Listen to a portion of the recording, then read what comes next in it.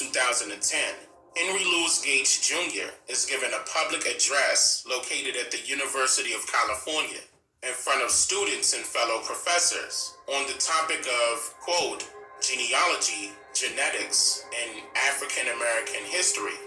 At the time of this public broadcast, Henry Louis Gates Jr. was a professor at the Alfonso Fletcher University and the director of the W.E.B. Du Bois Institute for African and African American Research. Keep in mind that he is also responsible for the cultivation of the site known as slavevoyages.org, in which I forced them to change their information 2 years ago by utilizing my research on publicly verifiable evidence against their conceptualism conceptual arts. Good job, bro. I updated my viewers about that portion of this topic in a live stream that I'll link up above right now. So, during his address or lecture or whatever you want to call it, he shared some vital information that not only exposes himself, but also exposes how people can be easily manipulated by way of social engineering experiments.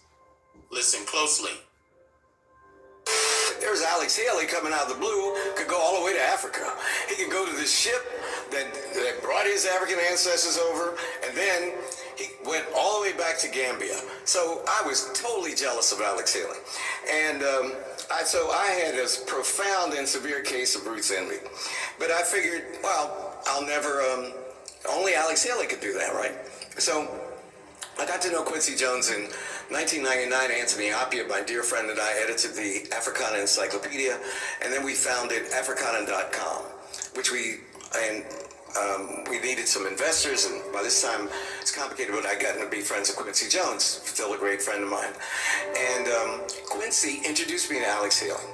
And more than that, Quincy, it turned out, was obsessed with genealogy as well. Quincy scored the music for Roots. So for Christmas, he would give people their family trees.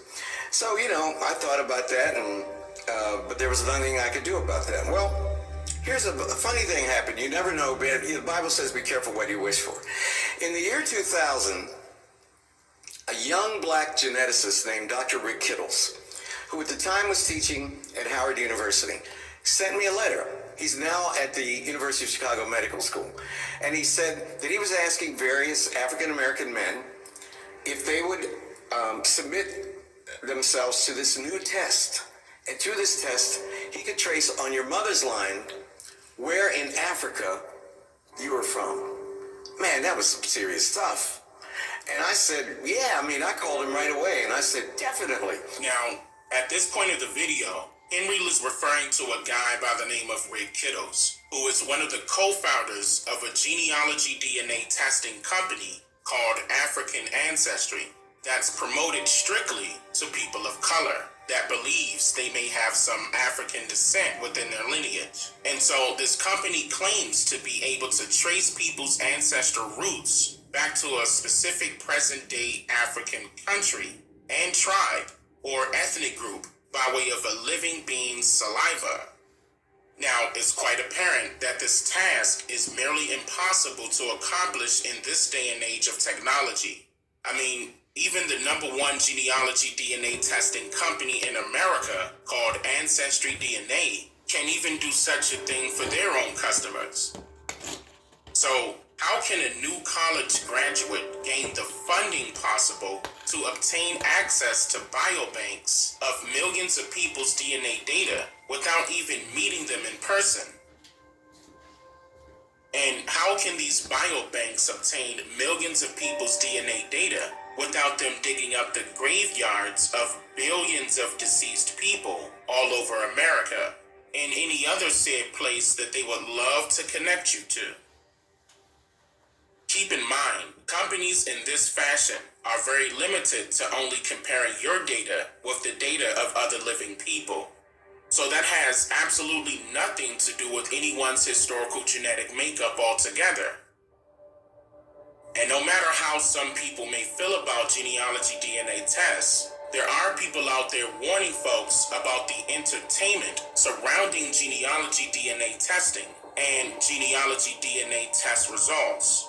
And even Henry Louis Gates Jr. himself chuckled at the idea that genealogy DNA test results are in close proximity of the truth.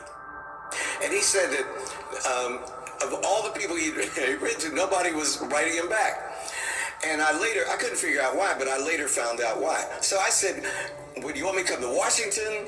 He goes, no, I'll come up to Harvard Square. It's where I was living. So about a week later, he showed up. And now, I've had many operations. I broke my hip when I was playing football when I was about 14. It was misdiagnosed by country doctors. I've had a zillion operations on my leg, right? So I know about having blood extracted. If you could see my veins is just look at a vial and blood pours out, right? I'm very easy to get my blood. Well, after half an hour, I realized that two things. That Dr. Rick Kittles is a brilliant geneticist, but he's not brilliant at extracting blood.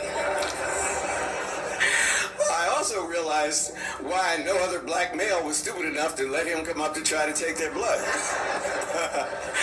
Because that brother kept poking around, and I thought, damn, this Kunta Kinte stuff is hard work. How badly do I want to know where I'm from in Africa? But I really wanted to know. I'd wanted to know since I was 9 years old, so, let's go for it. So finally, see, at the time, you had to extract a lot of DNA in order to run the test. Now, you just swab your cheek or spit in a test tube, depending on the company that you use. We can talk about that a little bit later. Now, it's very important to note that he states this at this very moment, because he then later debunks these processes by saying that you cannot tell what tribe someone was a part of historically by attempting either of these processes he just mentioned. At the end of the video. So it's very easy and it's very painless.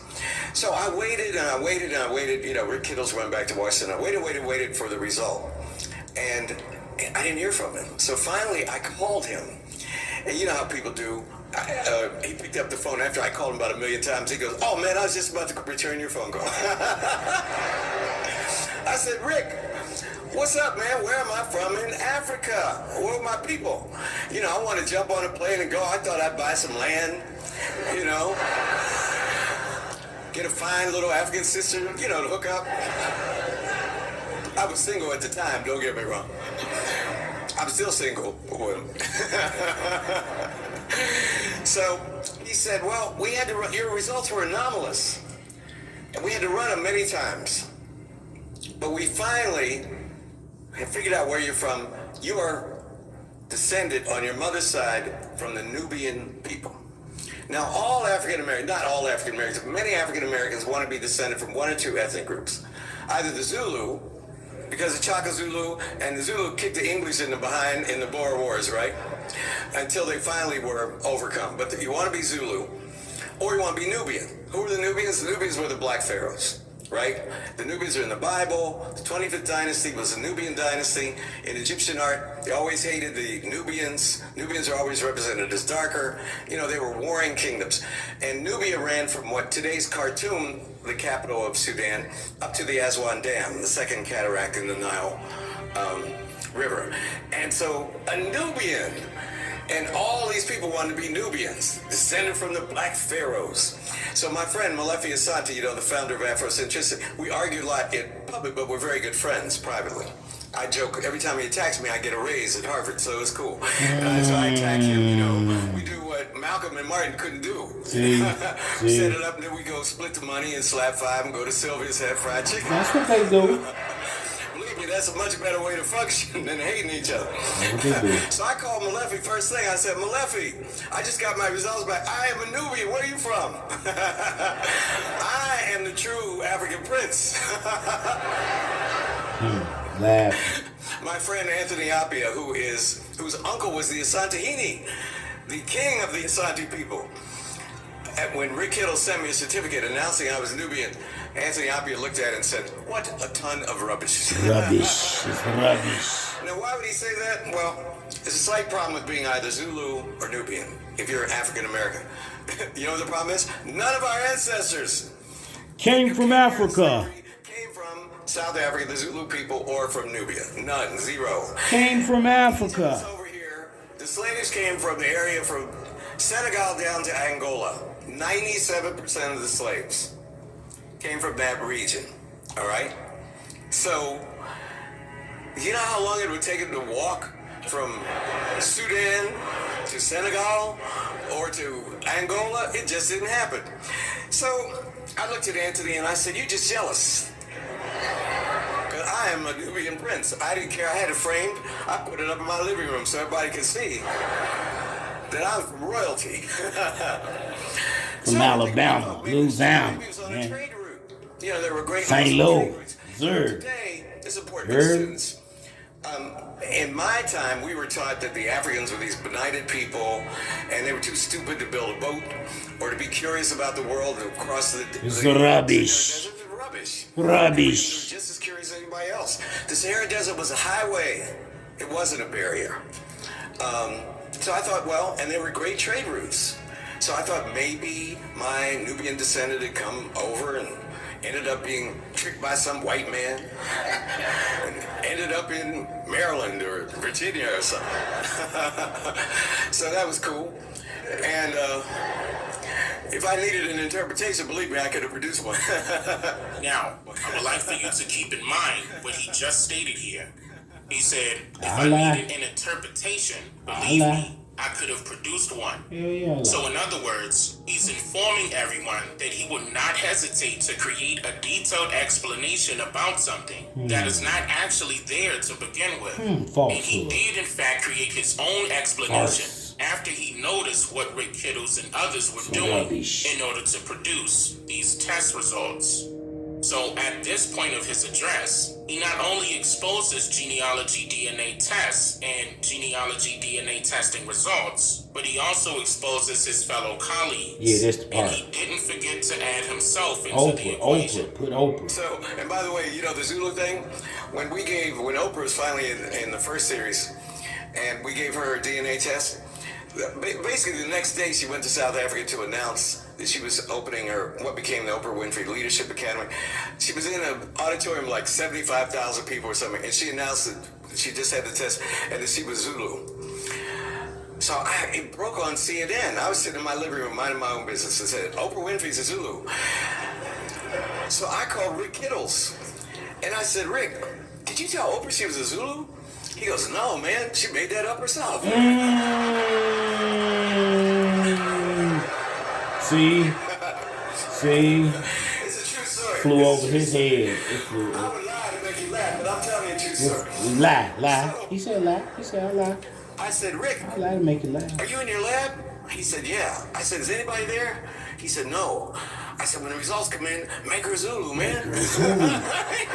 Shit, you lying anyway. I said, "You back there making it up anyway." Making it up. I said, "You back there making it up anyway." Tell him. Nobody believe you can take some spit Huh? and figure out how to try it? Wait a What, are you minute. crazy? I thought you said you could take the spit of blood. Wait, you said he took a lot of blood from him. Now he can take a spit. Anyway, Uh-oh.